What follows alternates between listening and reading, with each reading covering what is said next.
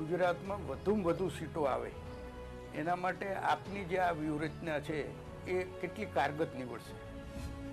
આ પાર્ટી બધા સમાજની પાર્ટી છે, એ રીતે અમે પ્રયત્ન કરી રહ્યા છીએ.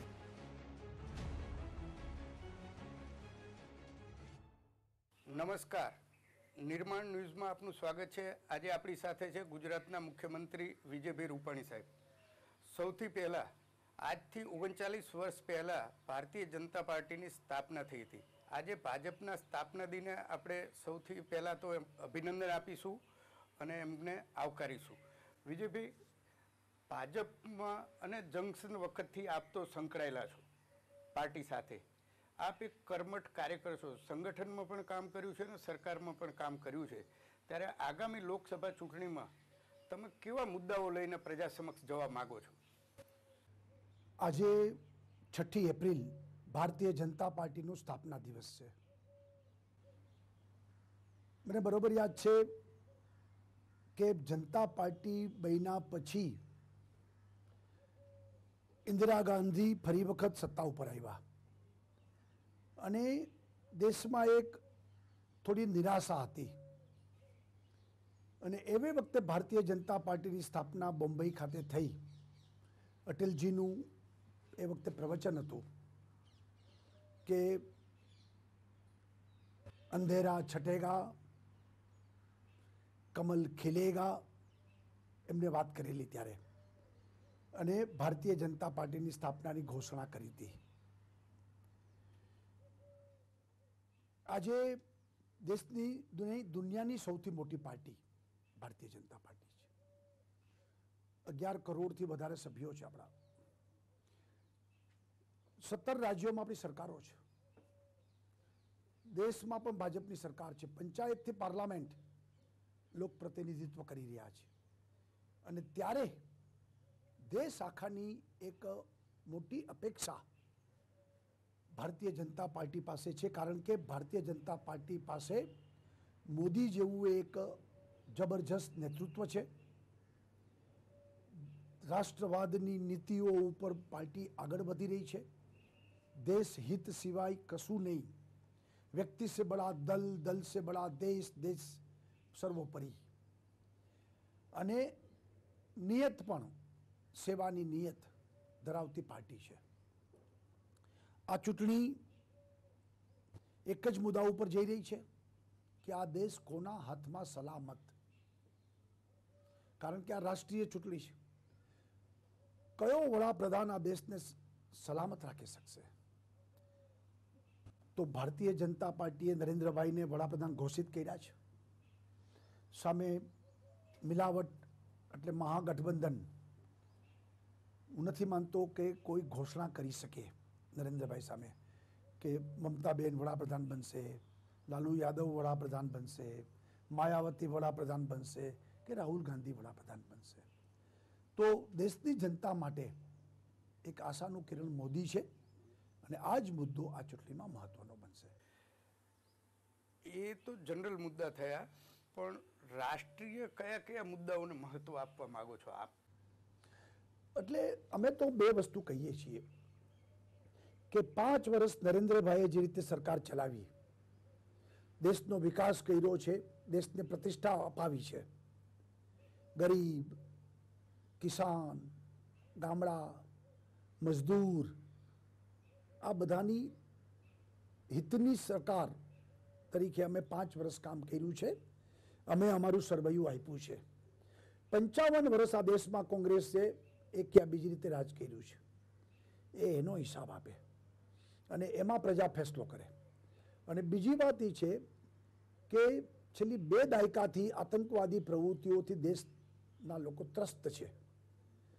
તો આતંકવાદીઓનો સફાયો જે રીતે અમે પગલાં લીધા છે 5 વર્ષમાં, અને છેલ્લા 20 વર્ષમાં તમે જે કર્યું છે, એની પણ પ્રજા વચ્ચે તુલનાત્મક અભ્યાસ થાય અને લોકો નિર્ણય કરે. વિજયભાઈ, લોકસભાની ચૂંટણી છે એટલે સામાન્ય રીતે ગુજરાતના કયા એવા પડતર પ્રશ્નો છે કે જે રાષ્ટ્રીય કક્ષાએ આપણે ઉકેલવાના? ભૂતકાળમાં જ્યારે સંસદ સભ્યોની મિટિંગ થતી ત્યારે મુખ્યમંત્રી રજૂઆત કરતા કે આ પડતર પ્રશ્નો છે, જે રેલવેના હોય કે રાષ્ટ્રીય કક્ષાના જે પ્રશ્નો હોય એમાં આગામી દિવસોમાં આપ કયા કયા એવા પ્રશ્નો છે કે જે રાષ્ટ્રીય સ્તરે લઈ જશો? હું માનું છું કે નરેન્દ્રભાઈ વડાપ્રધાન બનવાને કારણે ગુજરાતના બધા પડતર પ્રશ્નો 5 વર્ષમાં એમને નિરાકરણ કર્યું છે.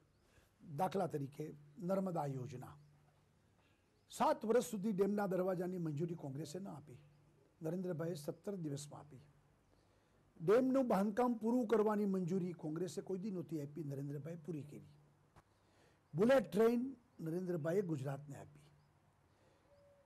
જે રીતે ગેસની રોયલ્ટી, ઓઇલની રોયલ્ટી, એ પ્રશ્ન કેટલા વખતથી પડતર હતો. 10,000 કરોડ રૂપિયા ગુજરાતના બાકી હતા,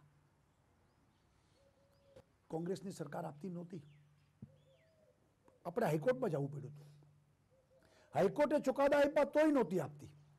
નરેન્દ્રભાઈએ આપને પૈસા આપી દીધા. રાજકોટ એરપોર્ટ, સુરતનું ઇન્ટરનેશનલ એરપોર્ટ, બરોડાનું, આ બધા ડેવલપમેન્ટ, ઇવન ધોલેરા એરપોર્ટની મંજૂરી આપી દીધી આપણે. આ બધા ઉડ્ડયન ખાતાના પ્રશ્નો આપણા પૂરા થયા. રેલવેમાં આપણે બધી લાંબા અંતરની ટ્રેનો મળી નરેન્દ્રભાઈને કારણે. અને જે પેન્ડિંગ હતા ડબલ ટ્રેક અને જે ઉત્તર ગુજરાત અને કચ્છની રેલવેના પ્રશ્નો હતા, એ બધા પ્રશ્નો પણ નરેન્દ્રભાઈને કારણે પૂરા થયા. આપણે એમ્સ મળી પહેલી વખત. આટલા વર્ષ કોંગ્રેસ સત્તા ઉપર હતી, ગુજરાતને એમ્સ નહોતી આપી, નરેન્દ્રભાઈ એમ્સ આપી. તો આવા ઘણા પ્રશ્નો હતા, એ બધા પ્રશ્નો સોલ્વ થયા છે. બીજું કે વિધાનસભા ચૂંટણીમાં થોડો પણ ભાજપનો જનાધાર ઘટ્યો હતો. તો હવે આપના 1.5 વર્ષના શાસન બાદ આપ આ ચૂંટણીમાં કેવી વ્યૂહરચના લેશો? એકચ્યુઅલી હું એમ માનું છું કે 17ની ચૂંટણીને જુદી રીતે આંકવાની જરૂર છે. 17ની ચૂંટણી વખતે અગાઉ જે સમાજ વચ્ચે, જ્ઞાતિ વચ્ચે જે વિઘટનનું કામ કોંગ્રેસે ડિઝાઇન બનાવીને આંદોલનો દ્વારા કરાવ્યું, હવે તો ખુલ્લું પડી ગયું. હાર્દિક બધા કોંગ્રેસમાં વયા ગયા. તો એ દિવસોમાં જે પરિસ્થિતિ ઊભી થઈ હતી એમાં આજે ઘણો બધો ફેર છે. બીજું, જેટલા પ્રશ્ન પેન્ડિંગ હતા એ પણ બધા પૂરા થઈ ગયા છે. 17ની ચૂંટણીની મોટી અમારી સિદ્ધિ એ છે કે 22 વર્ષ પછી પણ જનતા, ગુજરાતની જનતાએ ભાજપને જ સેવા કરવાનો મોકો આપ્યો. બીજા 5 વર્ષ આપ્યા. કોંગ્રેસનું તો વિરોધ પક્ષનું સ્થાન જ રાખ્યું, સીટો વધારી, થોડી અમારી થોડી ઘટાડી, પણ ક્લિયર મેજોરિટી અમને જ આપી અને સત્તા અમને જ સોંપી. કોંગ્રેસને વિરોધ પક્ષનું સ્થાન જ રાખ્યું. આ તો બહુ મોટી ઘટના છે. 6ઠ્ઠી વખત સરકાર બનાવી એ રેકર્ડ છે. બીજી વસ્તુ, એ પછી જેટલી ચૂંટણીઓ થઈ,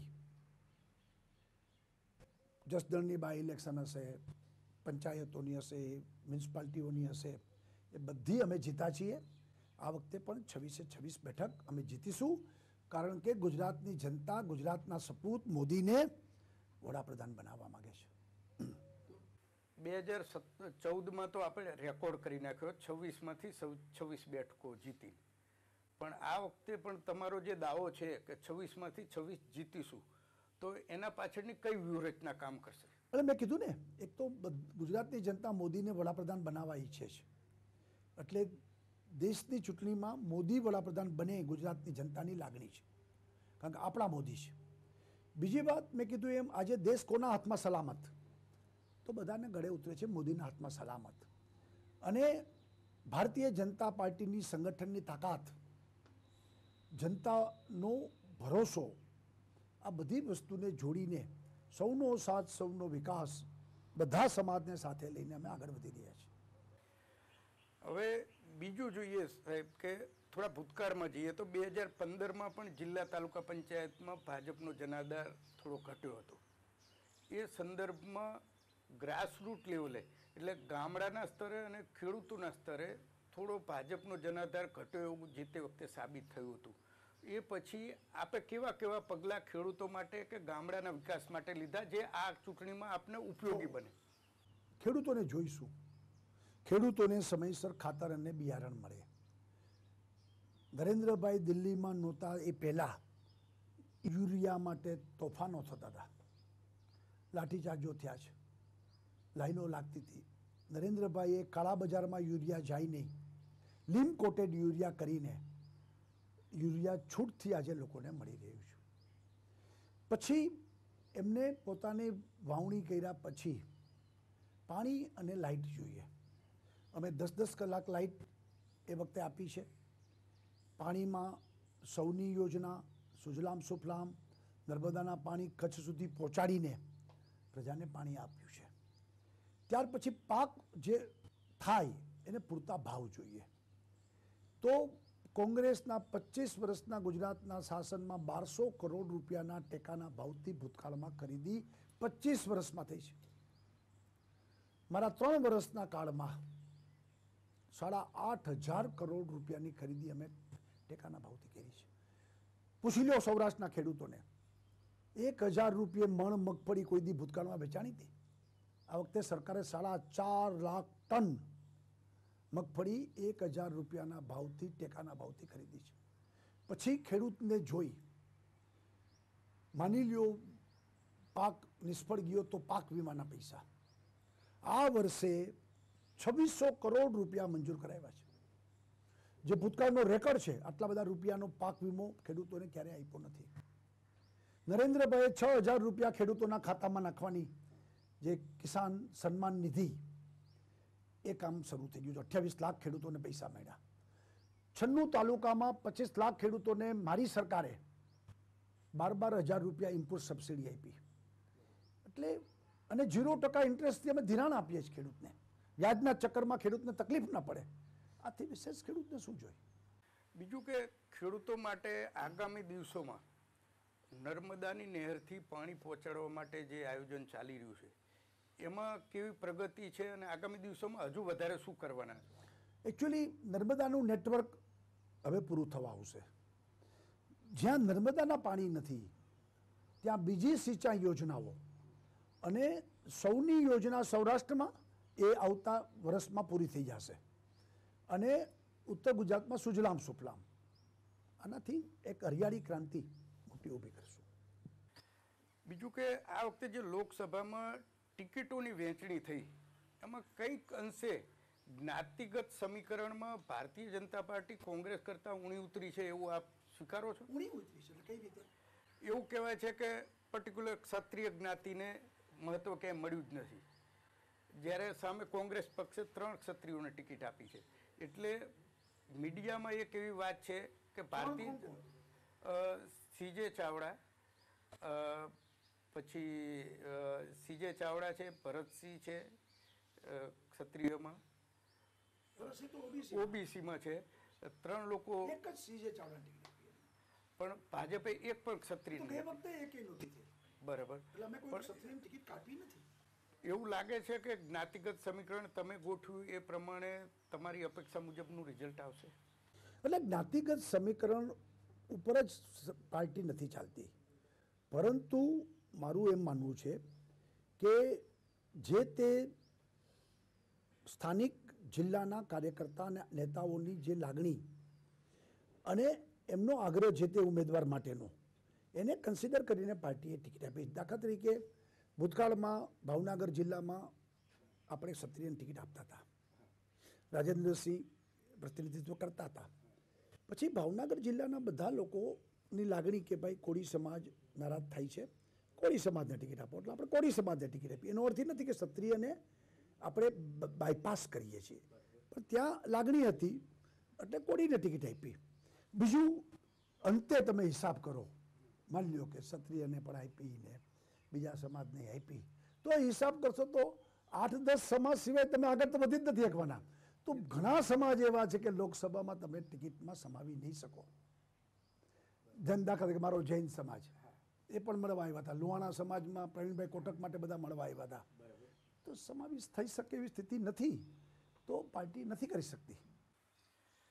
અને હવે જ્યારે લોકસભા ચૂંટણીને 15 દિવસનો સમય બચ્યો છે ત્યારે ગુજરાતમાં વધુમાં વધુ સીટો આવે એના માટે આપની જે આ વ્યૂહરચના છે એ કેટલી કારગત નીવડશે?